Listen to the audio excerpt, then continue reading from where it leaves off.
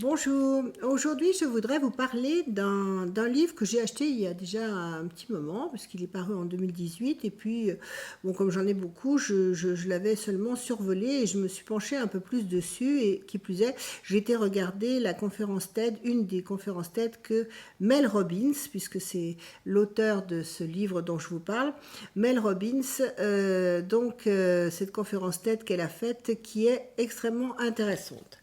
Alors, Mel Robbins, c'est une avocate au pénal au départ, américaine, qui est devenue finalement animatrice de radio et conférencière.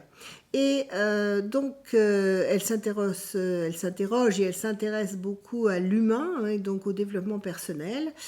Comme bien sûr toute américaine qui se respecte, elle a des méthodes qui sont évidemment très percutantes, mais intéressantes quand même. Je vais vous expliquer quel est le principe même de sa méthode. Rien à voir avec Anthony Robbins, hein, c'est une homonyme, mais ça n'a rien à voir.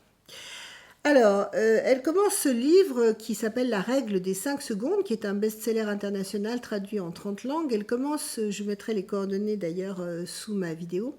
Elle commence ce livre en parlant de trois inventeurs totalement différents. Le premier, c'est en 1826, un pharmacien britannique qui met des produits chimiques dans un bocal et puis en raclant ce bocal sans faire exprès, il découvre ce que pourrait être l'allumette, hein, et donc il enclenche tout de suite derrière finalement ce qui est devenu l'allumette. Les allumettes sont devenues les allumettes. Ensuite, il y a en 1941, elle donne un autre exemple, un ingénieur suisse qui s'appelle Georges de Mestral et qui, alors qu'il trouve son chien avec des fruits de bardane coincés dans ses poils, il invente de ce fait le velcro. Et également en 1974, un Américain du nom de Art Fry qui, très religieux, en avait marre d'avoir son livre de chant qui restait justement, qui ne restait pas suffisamment dans son missel, hein, qui glissait à chaque fois, donc il invente le post-it. Voilà. Pourquoi ces trois exemples? Eh bien, tout simplement parce que ces trois personnes auraient pu tout simplement découvrir ça et dire ah tiens c'est drôle, etc. Et puis ça ne serait rien suivi. Or, ils ont eu le courage, l'opportunité, l'audace, on appellera ça comme on voudra, de sortir de leur zone de confort, parce que c'est ça qu'elle nous explique, et de mener à bien justement ce qu'ils avaient envie de de poursuivre. Bien. Demandez-vous quelle est la chose aujourd'hui que vous aimeriez mener à bien.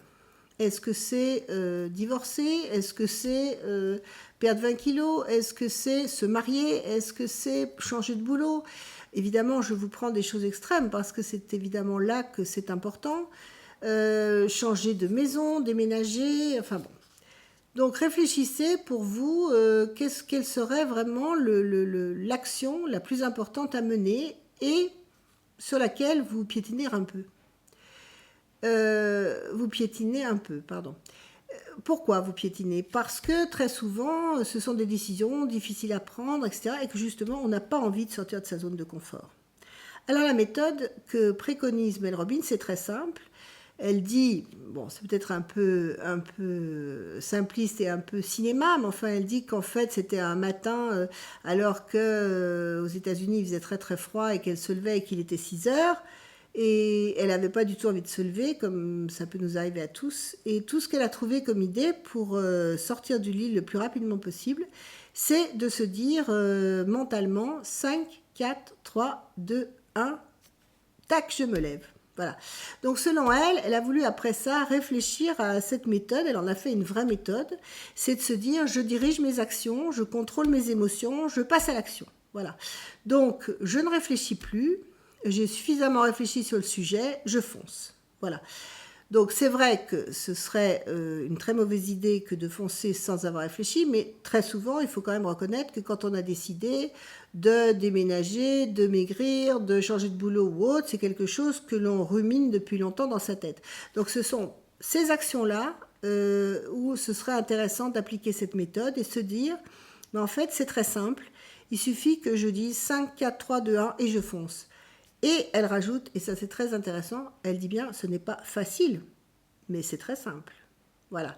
Donc, on va s'arrêter sur ce mot-là.